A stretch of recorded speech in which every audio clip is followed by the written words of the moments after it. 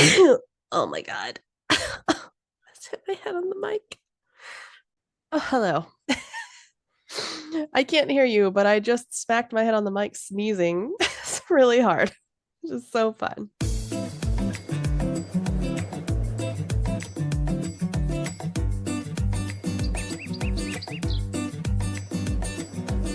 Hello, everyone, and welcome to the show. I'm Blair. And I'm Kirsten, and we are mediocre content. We're just like this much stressed. I know you can't see my fingers right now, but just know it's definitely not a lot. Everything is fine.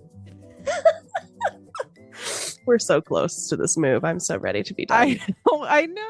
I know we just spent the last hour talking about it, but it genuinely is so I ready. know. Yeah. It needs to happen before I lose all my brain cells. Marbles have been rolling. Literally. They're rolling away. Oh my God. Yeah. No, but it's fine. And to those of you who are like, well, you guys have military spouses, so obviously you're gonna move. I get that, but Right, sure. you try moving every 2 years. You let me know how it goes for you. Yeah, it's not fun. I like moving once we get there, but the whole lead up to it can be very stressful. I feel like that's the way it is with other trips that you do too. Like the destination, you're like, yeah, let's go. I'm so excited. Right. And then it's just like, I have so much prep to do before that. It's that it just sucks the life out of you. Well, and getting on the airplane or getting everything in the car and all that stuff, driving for an entire week straight. Right. The girlies who post on TikTok of come with me before the day before my trip, and they are packing, but then they also get their nails done and they get a tan and then they do all these other things. I'm like, I don't do that. No. I literally panic the whole time. Yeah. You will find me unwashed face, hair in bun, shorts and a tank top that is too small just because I packed everything else, and then just getting into the car to drive like a crazy person. Right. That's me. And if I get to a shower the day before, it's at 1 a.m. after I've packed everything. And then you take the shower at 1 and then you lay in bed staring at the ceiling because you're so stressed you can't sleep for another hour, and then you just pass out. And then you have to get up at 5 in the morning. Yeah. So yeah. Wow. We're the same. It's the same. We're the same. That's literally what happened when we moved from Florida. Yeah. And it was on an air mattress, no less, which just makes it 10 times worse. We lived on an air mattress in Norfolk before we moved out to California, and it's rough. Delightful. I am so glad. Well, and then you're keeping the cats from putting their claws into the air mattress. Good God. Why do they always go for the things that they know are going to just be destroyed immediately? Well, and Salem wanted to come up and his normal nightly routine and cuddle. Sure. And I'm like, I can't trust you on this air mattress right now. This is not a safe place for the cat. No. And I know it's bad too, because we clipped everybody's nails last night because Puma likes to perch with her talons on your leg. Yeah. And those things just whiz into the universe. And I'm pretty sure they get stuck in Tyler's forehead because they're so sharp when he clips them. We just ping. Imagine Tyler's forehead just covered in cat claws. Yeah, he literally just wipes the back of his hand against his face after. You're looking at him. He's like, what you looking at? Nothing. Couldn't be blood seeping down his forehead. It's a literal injury inducing kind of work, Yeah. Right. Yeah. So anyway, I'm going to disclaim before we get too far off track. Let's do it. So today we are talking about the Alamo. If you forgot from your 8th grade history class, I have. Kirsten will remind you. Hopefully. Again, we're not experts on anything. If you've come here to get any kind of advice or anything really, we're not the place for that, but come talk with us about our topics. We would love to socialize with you via the internet. So yeah, and just remember, if you feel like something we say is wrong, there's a good chance that it probably is, especially with episodes that are very historical. We can only skim the surface, and sometimes we skim it a lot. And we try to do our best to get reputable sources, but you know how that goes. The internet is a weird place. So with that, Good news for I'm going to you. do the good news now. I love what you named the first one. It's called Party Grandma with 3 exclamation points. Did you steal my stage name? Party Grandma? I feel like you stole my stage name. That's your drag name. My drag name, Party Grandma. So legit. Okay, so a proud grandmother danced into the night at her granddaughter's wedding, despite doctors predicting she would never live to see that day. Damn. Which honestly, the doctors bringing down the mood. For so real. Rude. How dare they? Doreen Cook has been dealing with a heart condition called aortic stenosis for several years, which blocks the flow of blood into the aortic valve. And it is very serious and it's very difficult to deal with. Oh, there's a cat on my screen now. I figured you'd rather see him than me. It's so cute. Sorry, go ahead. She was told late last year that no treatment or operation would help, and her family was advised to prepare for the worst. But 93-year-old Doreen defied the odds and happily joined the week-long festivities surrounding the wedding in Marbella, Spain. So cute. Quote, I always loved Marbella. I really enjoyed myself. It was nice to see everyone together. The bride, her granddaughter, Ray Cross, described her as the life and soul of the party. The 27-year-old from East Yorkshire said, it was so wonderful having her there for the entire trip. Quote, especially knowing the doctors didn't think she would make it. It feels so special to have her there, special for her to have seen it. She was living her best life all night. So Ray cute. said that the wedding guests stayed in Spain from June 25th to the July 3rd. We took every day as an opportunity to have fun. Despite Doreen's inability to walk long distances, she was dancing the night away. The video below, which we link the article so you guys can see that. Yeah. Shows her dancing through a crowd of family and friends and singing in karaoke with the microphone. One memorable photo even shows Doreen the next day snoozing at the beach after one too many drinks. Get it, Grandma. Yes. Upon her return to the UK, Doreen has been mostly resting at home in Hull. It was fantastic. I loved it, she said. My favorite part was watching my granddaughter get married after being worried I wasn't going to make it. Oh, that is literally so cute. I know. Aww. You're never too old to have a good time. So true. You're also never too old to have too many drinks. Oh my God. That's right. I'm sorry if you could see his butthole right now. No, it's okay. I don't get to see Lynx like fully standing up and like doing his thing. It's usually just sitting. So it's nice to like. No, that's fair. See him. He's so fluffy. Right now he's being a menace, but no. Son. He's exploring. He's having enrichment time in his enclosure. He's gonna knock all of that shit off. And you will bear witness. It's fine. I just figured since you don't usually see him. Okay, so this is more of this is a good news story, but it's also more of like a cautionary tale. So I named it Be Careful on Your Inner Tube. And that means everyone in the ocean, on lakes, whatever. Okay. An amazing survival story comes from the southeast coast of waters of Japan, where a Chinese woman survived days adrift at sea, clinging to an inflatable inner tube. Worst fear. Oh my God. I know. I know. Horrifying. Reported. That's why you have to like anchor yourself to the floor. Like you can't just be out there on an inner tube all willy-nilly. Yeah. All right. Reported missing last Monday by her friends, the unnamed Chinese national was swimming with friends on a beach in the city of Shimoda, Shizuoka. I think so. The Coast Guard was alerted that she was in her 20s and holding onto an inflatable recreational inner tube. The woman wasn't located in Shizuoka, and it wasn't until 8 a.m. on Wednesday, 36 hours after going missing, that a passing cargo ship encountered her in the waters of the Boso Peninsula in the Chiba Prefecture. Dang.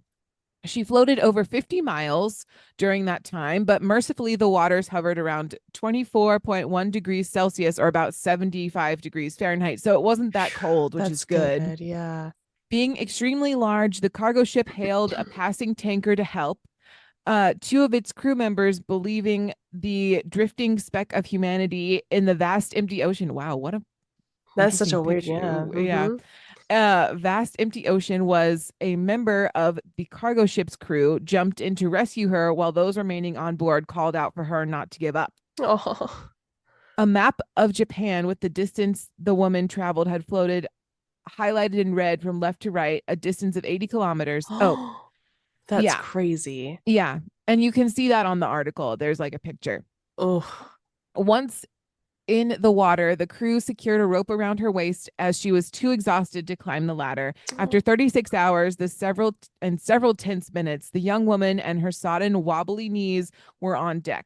A video released by the Japanese Coast Guard, who eventually airlifted the woman to a hospital, shows her standing on the tanker's main deck wrapped in a blanket. Apart from exhaustion, the woman was unharmed and walked out of the hospital of her own initiative. Jeez. Yeah. That's horrifying. First I of know. all. Yeah. I mean, at least it wasn't like a door where she had a partner she could let go of, you know? Right. It wasn't a Titanic situation. However, she was probably hella dehydrated. Oh, yeah, for sure. And hungry. Yeah. Yeah, that's scary. That's terrifying. Yep. Not for me. Be careful on your inner tubes. That's right. Anchor yourself. Get yourself a little anchor. Mm-hmm. Or anchor yourself to somebody else. Or if you're using the inner tube on a boat, make sure you wear a life jacket. Okay. Life jackets are wear good. life jackets. Yeah. Also, the fear that I would have about like some sort of animal coming to get me. Suddenly the megalodon is real. Oh my God. Like horrifying. Great white sharks, whales, even though whales wouldn't necessarily eat me unless it was a killer whale. Yeah. It would might still tip it over. Right. It would tip it over and it could drown you because it's like, what if it breaches on you or something? You're like, oh my God. So sorry, I didn't see you there. Immediately did. Right. Yeah. Yeah, I don't think I want to be blindsided by a humpback whale. That's all I'm saying. It's not on my bucket list. I don't know if humpback whales hang out near the coast of Japan, but like I imagine they hang out near the coast of California, so I would imagine it's like similar. For some reason, I thought when you said I don't think humpback whales hang out, and I was like, they're not like hanging out with people. Like, I don't know if they hang that way. They vibe. They do vibe. Yeah. Mm-hmm. They like to be seen and heard. Yeah. That's horrifying. Yeah. So anyway, everyone just stay safe out there. Practice your water safety skills. Yes. If you don't know how to swim, learn how to swim. That's all I'm saying. Oh my God. Well, that's scary. Yeah. Also scary, apparently, was the Alamo. I don't know how to transition that. No, me neither. But that's what we're talking about today. I know that there are definitely people that are like, remember the Alamo, but genuinely, it's a really big piece of Texas history, and it's definitely important to know. And also, I don't remember a whole lot from it either, because if I'm being perfectly honest, there wasn't a lot I retained from high school. Sorry, everybody.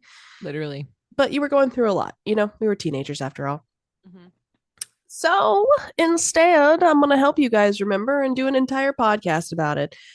I do want to say that the website that we got everything from is thealamo.org/remember, which is always going to be posted in our links. But that has the full view of what we're talking about today and not just a skimming the surface kind of deal. So if you're interested in things like this, you should definitely go check it out. They have a lot of descriptions and different stories and links that you can use to get a little bit deeper into the history. And also, as usual, I am not a native Spanish speaker, and there's going to be a lot of Spanish names in this. So I apologize in advance for any pronunciation mishaps. Feel free to correct me. I'm doing my best. Yay. Yay. And with that, everything kicked off between 1519 and 1716. And so that's what we're going to start with. It is called, at least from this article's perspective, the Age of Exploration. So in 1519, Spanish explorer and map maker Alonso Alvarez de Pineda led a Spanish expedition for the very first time that mapped the coast of Texas along the Gulf of Mexico. From this expedition, and of course, they ended up doing quite a few, obviously, during that time. Spain claimed the area of what is present day Texas as part of their territory. However, this was considered borderlands country, so far from the large cities that the Spanish controlled, like central Mexico, for example. But it did establish a foothold, which was hundreds of miles from military protection, and European supply systems would be very difficult. So, of course, if you're not familiar with this area of the United States, we consider it very barren, hot, and dry. Mm-hmm. And this kind of environment was extremely harsh. Early colonists in that territory would have to contend with being allies and enemies of various tribes and bands of indigenous people who were already there, and including the Spanish. So the Spanish were moving in, and there were 100% indigenous people that were already established in some of those areas, and lots of tribes surrounding the Midwest area. Until the supply routes were established, these colonists then would also have to kind of rely on goods and support from the government around them. But the Spanish government needed to place Spanish towns with Spanish citizens in their territories to try and ensure that European powers wouldn't infringe on those claimed lands. So it was kind of like a jumble of different groups trying to push that direction, or up in the Spanish's case, so up and then out, and then also clashing with the indigenous people that were already there. So it's kind of a mess. Yeah. Over the next 160 years, the Spanish would take steps to establish their claims by colonizing the territory. This would increase as soon as Spain began to kind of feel threatened by French incursions in the 1680s. France had already claimed Louisiana, which, if you know a lot about a history in Louisiana, a lot of it is very like the French kind of feel down there, which is fun. A lot of the names of places are French-ish. Yes. Or like French in their origins. Origin. Thank you. That's the word. You're welcome. I was struggling with the word. I could what is the word? But yes, so there's a lot of French words and origins there. They were kind of on the fringes of Texas, and of course Spain was like, "Nuh-uh, don't be doing that. That's the Spanish territory now. You can't touch this," kind of deal. Right. And so Texas kind of served as this buffer between other European countries and the North American lands, and then Spain's established colonies in the South through present-day Mexico. Mm-hmm. So just more and more issues with land and territory and overall upsetness between the different people. Disputes. Very big disputes. Other issues, though, disease was big. As we already discussed, the indigenous people there were like, we were here first, leave us alone. And then it's a barren wasteland, so now supplies are getting low. And support was difficult because of how remote it was compared to where else everyone else was. So few Spanish settlers were willing to be the first to establish footholds in their territory moving forward, whether it was little potential or no personal profit out of it. And the solution to this problem, apparently, was to set up Catholic missions. So they're like, let's just be religious about it and just establish a religious portion of this expansion. Yeah. So they were on a mission to try and convert the indigenous people to Catholicism, teach them the skills that the Spanish communities believed in and believed were important as being a Spanish citizen. And then the Spanish government thought, well, this should only take a maximum of 10 years to kind of push this ideal and gather people on our side. According to the plans, the missions would then be disbanded, and the indigenous people would just become citizens of Spain and be part of their communities. And in 1680 to 1690, Spain established the missions in the far eastern and western reaches of Texas near what is considered El Paso, Presidio, and, oh my gosh, I'm so sorry about this one, Nacogdoches. Let me see. Town. Hopefully I've said that correctly. Yeah, that's reasonable Nacogdoches, pronunciation. yeah. Yeah. So those are the towns that they established that those are present day what they're called. So um, one of the missions set up during this period was called Mission San Francisco de Solano, which was established in 1700 in northern Mexico, which is just a few miles from the Rio Grande. The missionaries there who presided were Fray Antonio de San Buenaventura y Olivares and Fray Francisco Hidalgo. This mission struggled to sustain itself, and they soon decided to start looking at other locations. After that, they visited San Antonio because they were just like, that's not going to work. And during an expedition in 1709, he asked that the mission be moved to what he felt was the ideal location. San Antonio would then serve as that bridge to the missions that Spain had established in East Texas, and the area was also perfectly situated on a river, resources, super helpful. Also in that area, it was noted that the indigenous people seemed to be more receptive to the benefits of the mission that it could provide, introducing protections from attack by other indigenous tribes, and of course, stable food sources. So overall, this new mission, officially established in 1718, was going to be called the Alamo, but at this time was Mission San Antonio de Valero. So this is what really kicked all of that off and is what has become our Alamo of the modern era. Okay. So all of that to say, overall the failure, they were like, nah, this works. So the actual Alamo mission, 1716 to 1793, it was a very long time. And obviously I can't go date by date, so this is just a very big glossary over what the highlights were. Mm-hmm. So after several years of petitioning, the Viceroy of New Spain, who was Baltazar de Zuniga y Guzman, Fray Antonio and his group were granted permission to establish this mission at the San Antonio River. Mm-hmm. And May 1st, 1718, Father Antonio de San Buenaventura y Olivares performed the rites and rituals to establish Mission San Antonio west of San Pedro Springs, which is located just a few miles from the headwaters of the actual river. Okay. It founded as a Spanish foothold in the territory that Spain rarely entered. So originally this was not the plan, but they're like, why not?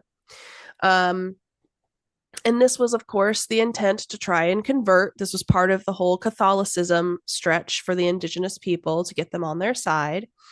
And then they had moved even from that initial location on San Pedro Creek to another location that is currently St. Joseph's Catholic Church today. Okay. Mm-hmm. And apparently that first location just wasn't very adequate, so they just moved it. And the second location was better because they had a lot of land that could be watered. There was a stone quarry nearby, and resources are going to be the chief that tell you what you're moving towards. Are better. Yeah. However, even here, the construction of the stone church was apparently abandoned because they still had hurricanes, and apparently that came through. Right. In 1724, there was a hurricane that just like completely wiped it off. Yeah. They're like, gosh dang it, we just got here, which just sucks. So if you're curious if it happened back then, the answer is yes. And then the mission moved to its current location because the other one just got wiped off the map. So construction of the stone convento, which is just convent church, I'm assuming, started immediately. It was set aside for the clergy. It housed the priests' private quarters and as well as offices, the refectory, and any private gardens that they have. And the mission church began construction in 1740, suffered the setbacks, and in 1756 was almost completed. They had arches, this really beautiful vaulted roof and things like that. And then it collapsed. I feel like a lot of these setbacks were kind of like, maybe don't do this, but just environmental. Yeah. But then of course the construction would resume and be completed during the lifetime, never completed during the lifetime of the actual mission timeline, which is unfortunate. Yeah.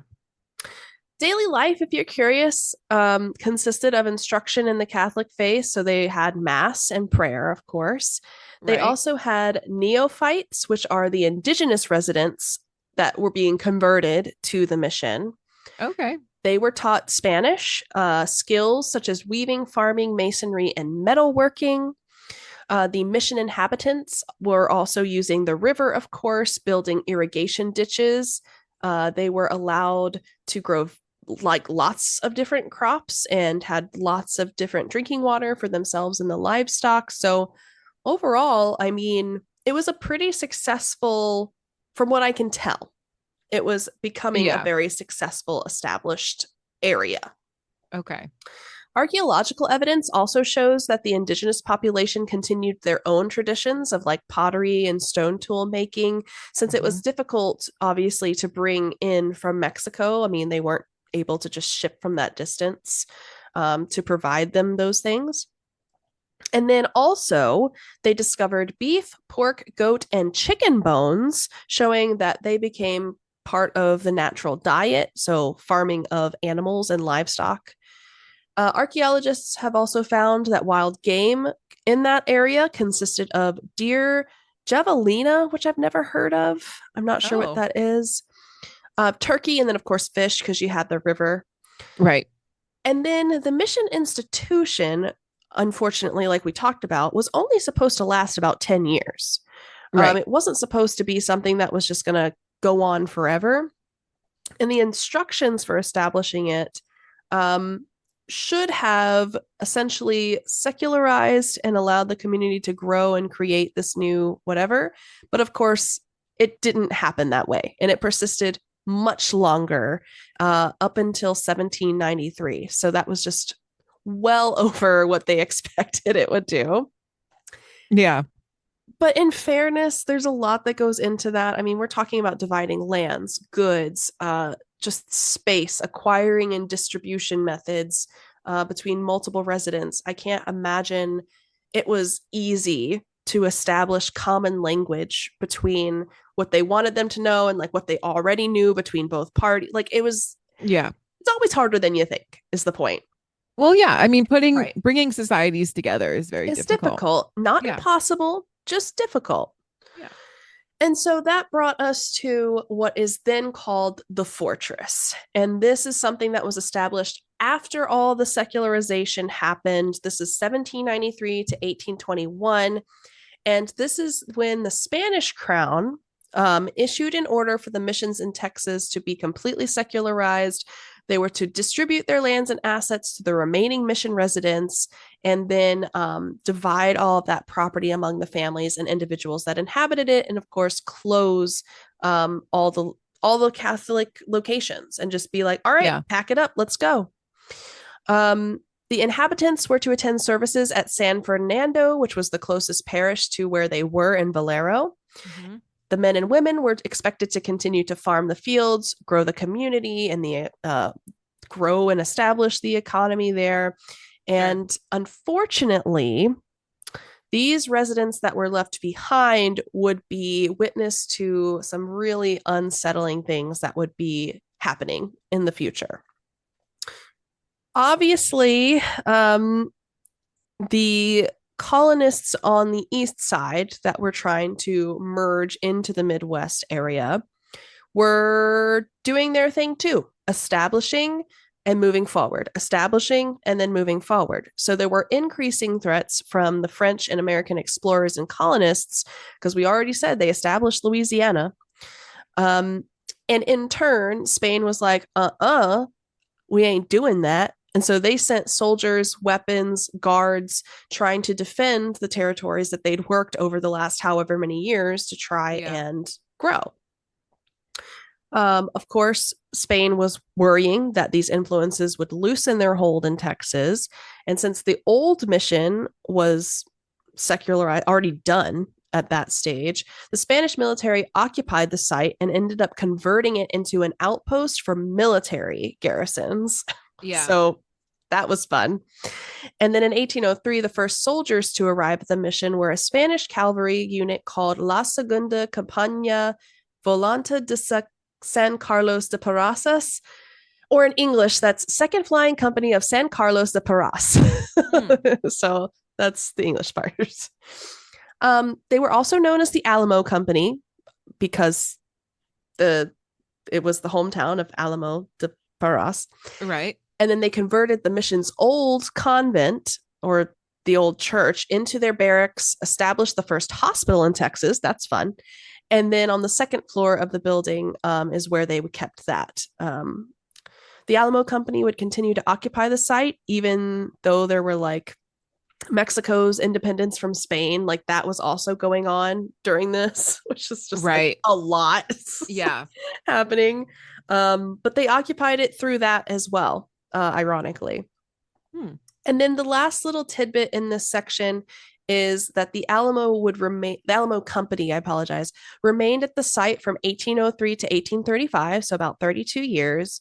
Mexico won its independence in 1821, and then Tejas, which is now Texas, would soon begin to fight for its own independence because Texas was like, I own myself now. Both of y'all are whack, and I want my own thing. Right. It's like great. Okay, perfect. Little bit of a tidbit here. During the drive for Mexico's independence, there was an officer named Antonio Lopez de Santa Ana y Perez de Lebrón, later known by the Texans as Santa Anna, distinguished himself as a brave soldier.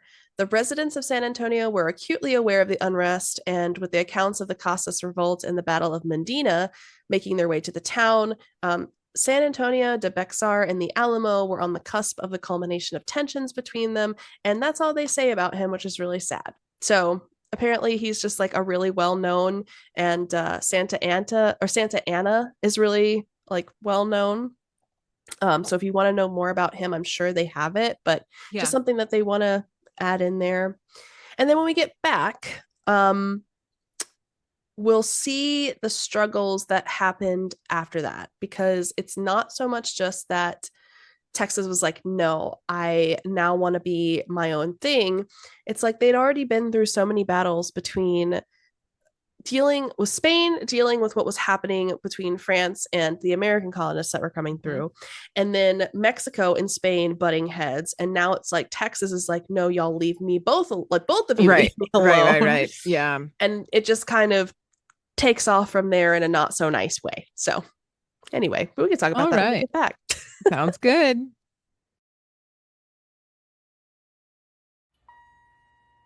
Hey man, did you hear Mediocre Content Podcast has more social platforms now?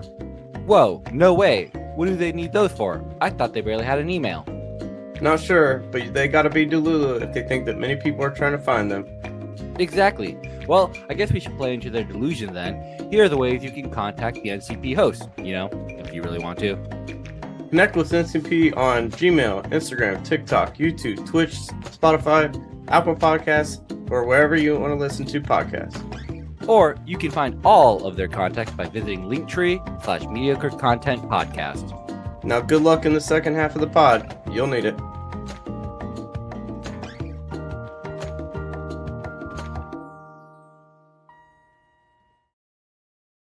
Welcome back to the Alamo series episode. Series? I thought it was just an episode. It's just an episode. Our previous conversation was a series. Yes. Series 1, 2, and 3 at your leisure. 3. I know we say this a lot, but typically in between takes, we're either going to the bathroom, getting water, talking about nothing. It's just having a moment. Fun. Yeah. We have a time. As if we don't talk enough when we do the pod. Honestly, though, I feel like we talk an appropriate amount for best friends. It's just we consolidate it into one time a week, and then it becomes... That's hard. I know. And like while we're on hiatus, I'm not going to be able to talk to you once a week, but so I don't know how we're going to do this. It's going to be... Look, I'm going to have withdrawals. We're genuine, like, we're going to have to call each other. Yeah. Or do voice notes or something. Voice notes are going to be a must. Yes. Yeah. Anyway, besides our friendship, let me continue. Never mind our friendship. Never mind it. All right. So we talked about the fact previously that Texas was like, no, I'm my own thing. which everybody ends up being really pissed about. So 1821, 1836 is the time frame that we're looking at. We already said that Mexico had gained their independence from Spain in 1821, following 11 years of conflict, super sad. And with this independence achieved, Mexico struggled to find its own independent identity because previously it was Spain owned, allegedly. And there was a lot of influence, like typically it is, from that nation onto Mexico. And so, first of all, they decided to establish a monarchy, then a constitutional republic. So they were trying to figure out what kind of government they wanted. Then there's, of course, the need to protect the northern frontier, which is what we already established with the Alamo portion. And that would prompt the government to establish colonization laws to allow colonists into Texas because they're like, you have to go through our borders that we now own. And we want to make sure that there's ramifications for not doing it appropriately. And then large groups of people would move to Texas with the attraction of land because Texas is huge. If you've never looked at Texas on a map, feel free. You'll be bamboozled. And then obviously most people in Europe think it's the entire Midwest, to be fair. They do, but it's not. It's not. It is a good portion of it. So lots of land, but also the opportunity to start over, essentially, because everything else had been taken. This was brand new. This was like, the new hip thing, I guess, if that's what you want to call it. I don't know that they said, oh yeah, Texas is hip. So there was people, specifically they cited Stephen F. Austin, who helped facilitate arrival of immigrants to Texas by way of colony. Oh my God, Lynx just smacked his head on the table. Are you okay? Oh my God. Sorry, that just poor baby. Are you okay? Embarrass. Okay. Oh, so anyway, poor baby. You're okay. It's okay. Okay, so anyway, he established a way for those immigrants to get through the colonies and get land grants. Many of the colonists, along with the native population, would enjoy semi-autonomous ways of life far from the capital of Mexico because, it's not like the capital could watch what they were doing from that distance. And also, he abolished the Constitution of 1824, which prompted a Mexican Civil War and the Texas independence movement. Not so fun. His political views would change from what was called federalism to centralism, and this would cause Mexico to fall into that civil war and Texas to go through to try and seek their independence. The laws changed with the influx of immigrants as well as the autonomy that Texans had grown used to because, again, Mexico wasn't right around the corner, so they weren't really involved not a lot of hands-on necessarily. Because it was just no way to do that. And so Texas, unfortunately, did have that kind of lower population comparatively and was joining to the neighboring state, which was Coahuila, forming the state of Coahuila y Texas, which I didn't know at all. Then in October of 1835, the official Texas Revolution would begin as tension boiled over. It turns out that shots were fired in the town of Gonzales. The Mexican army had been sent to try and recover a cannon that was loaned to the town for protection against specifically native tribes that were aggressive. And upon their arrival, 18 men stood on the opposite side of the river and refused to hand over the cannon. So it's like a true Texas standoff, if you will. The Mexican army would search for a way to cross the river, and while searching, they were called back by the colonists to discuss the cannon, because you got to get that cannon energy. Right. This time, there were approximately 180 men on the other side of the river, which was at that time outnumbering the Mexican army, which was 100, and they were mounted. Apparently, that's important. They were mounted infantry. Oh, okay. And the people of Gonzales once again said, "Nuh-uh, this is mine. You cannot have it." Nuh-uh. I'm sure that's exactly what they said. Yeah. With the finger. With the finger. Yeah. And then they just started arguing that they were fighting to uphold the Constitution of 1824. And the men of Gonzales ended up crossing the river to search for the Mexican army that exact night. It was super foggy. They were both kind of doing secret things in the middle of the night. They bumped into one another And both groups fell back to await daybreak. They're like, oh, sorry about that. We're just going to go. Didn't mean, yep, sorry. Went back home. And then both groups just decided to fight it out on October 2nd after all of that tension over a cannon. That's amazing. The Texans fired a shot first, so they definitely started the fire. And then leading to the start of the Texas Revolution, they just began going back and forth until the Mexican army retreated to arrange for a parley, so fun. I was going to say, we didn't start the fire, but in Texas's case, they totally did. 100% they did. Mm-hmm. Discussions did not lead to resolution, however, so they just kept fighting. And then the Mexican army realized that they were outnumbered. And so they did end up retreating to Bexar. I'm not sure where that is in modern day Texas, if it's not still Bexar in modern day Texas. Okay. Or maybe it's in Mexico, I'm not sure. And after this encounter, they did return to San Antonio without the cannon, which was seen as a victory, obviously, for the Texan army because they still had their cannon. Yeah. And then because of this, the Texans were deciding to follow and march to San Antonio because they were so gassed up about the whole we got their cannon. And they were like, we'll just take the fight to them then. And that's what they did. Oh my gosh. It's not funny, but when you say it like this, you're like, wow, okay. This was very bold. Very bold. Living on the edge. Oh, yeah. Mm-hmm. The Army of Texan Volunteers arrived in the Mexican-occupied San Antonio de Bexar in late October. So I think Bexar is San Antonio. And began to lay siege to the town as a result of the Battle of Gonzales. By mid-October, the volunteers had amassed to over 400, which they started at 18, keep in mind, with individuals such as James Bowie, James Fannin, and Juan Seguin arriving on the outskirts of town. These particular men were under the command of Stephen F. Austin, who we talked about earlier. Mm-hmm. In October 28th of that same year, as the Texan army lay siege to San Antonio, a group of Texans and the Mexican army clashed at the Mission Conception. So the beginning of the mission. Right. Because conception is context clues. During the foggy morning, when an army loves another army very much, they steal their cannon.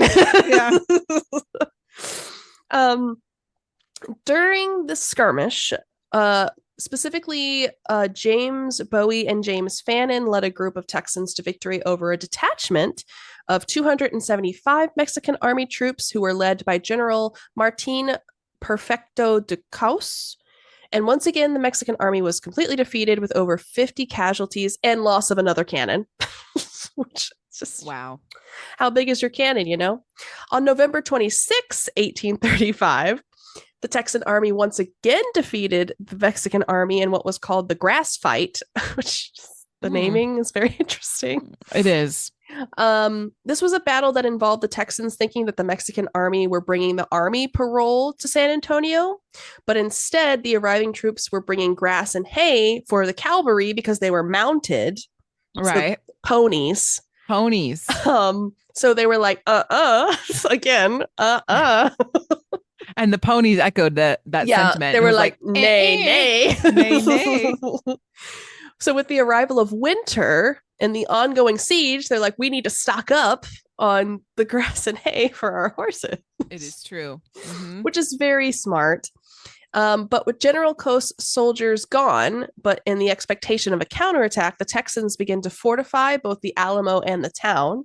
The Texans worked to repair the Mexicans' constructed entrenchments and fortifications. They brought additional cannons to the site as if they didn't have enough already. Mm-hmm. And then just after the siege of Bexar and the Battle of the Alamo had over 30 cannons. We're talking big cannon energy on the site. Okay. Mm-hmm. Some were distributed to other locations, of course, to prepare for other clashes. Right. But because San Antonio was located on the main roads, of course, it was more strategic to kind of maintain those supply lines and communications. Unfortunately, I've had to write a paper on this, so I know very much about this. Thank you, Tyler, for all of the papers I wrote on war strategy. And then the Texans also saw it necessary to maintain it in order to protect the settlements, of course, that were located in the east so that they didn't have anything happening while they were gone. All of that to say, lots of cannons. Lots of cannons. So, General Cossa's army were going to Rio Grande, which is Mexico. General Santa Anna's army marching north towards Texas, which was unbeknownst to the Texans. Their plan was, of course, to take back the town of Bexar, end the Texas Revolution, be done, be gone. And so Santa Anna's army began to arrive in San Antonio February 23rd, 1836, which prompted the members of the Texan army to enter the Alamo, heavily fortified, of course. The Alamo had 18 serviceable cannons and 150 men at the start of the siege. As the Mexican army arrived, a parley was, of course, called by one or two of the Alamo commandeers, James Bowie. Green B. Jameson apparently was a chief engineer of the garrison. He met with the Mexican officials, new character unlocked. And then Santa Anna's terms essentially were surrender at discretion, essentially meaning you surrender to me and I let you know what your punishment is for all of this, right? Great. Which, of course, was received so well. The other Alamo commander, who was 26, which is crazy. Wow. I know. Just going big. His name was William Travis. He answered with a cannon shot. That seems reasonable. He's like, okay, no.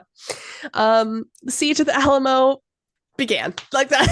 Nailed it. Nailed it. Which again, it's not funny, but when you read it like that, you're like, surrender to me right now, and I will give you a spanking. Yeah. And they're like, no, I will not. And then they just start fighting. And it's just it was much worse then. I guarantee. How war was back then, though. Yeah, absolutely. Like, give me your stuff. No. It's very affirmative. Firepower. That's right. Santa Anna would order a red flag to be flown from San Fernando Church, showing that no quarter would be given. So you have no place to stay. That's and then February 24th, the garrison was completely surrounded, and the Texas Army at the Alamo were outnumbered. One of the famous letters in American history was written by William Travis, our 26-year-old commander. And it was addressed, quote, to the people of Texas and all Americans in the world, end quote. Apparently, this letter was essentially a plea for the aid from the Alamo garrison. And he essentially ended the letter with victory or death, which was very also bold. Yeah. And the letter left the Alamo and the siege continued. That's it. So now we're going rapid fire. Okay. We got March 1st, 2nd, 3rd, and 5th. We just skipped the 4th. We don't talk about it. So March 1st, 32 men from the town of Gonzales arrived to aid the Alamo, bringing the defenders up to about 200 men. March 2nd, Texas declares its independence from Mexico. Screw you is what they said. Nicely done. Yep. Yeah. And then March 3rd, James Bonham, arrived at the Alamo with word from some man named Robert Williamson, informing Travis that help was happening. They were going to be sending more people. Mm-hmm. That didn't happen. And then March 5th, Santa Anna held a council of war, setting forth his plan for 4-pronged attack of the garrison. March 6th, this was the 13th day of the siege. And also on that day, it was commenced. The fighting lasted roughly 90 minutes on this day, and by daybreak, all the defenders had perished. Dead. Wow. All done, including a former congressman from Tennessee, David Crockett, unfortunately. Not to be confused with Davy Crockett. Very different guy. Different. The loss of the garrison was felt all over Texas and apparently even the world. The defenders were from many other countries, including like native-born Mexicans even. Following the battle, Santa Anna ordered the defenders' remains be burned.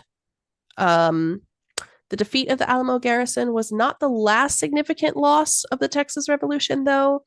19th through the 20th of March, the Texan army under James Walker Fannin engaged the Mexican army under General Jose Herrera outside of the town of Goliad. And this was called the Battle of Coleto Creek. Bannon surrendered, and his men were marched back to the Presidio Bahia. There we go. Thank you. There were a bunch of other issues, a lot of different other instances where the Texans were trying to push back and they just could not gain a lot of traction. The whole Remember the Alamo thing, though, actually happened in April, specifically April 21st.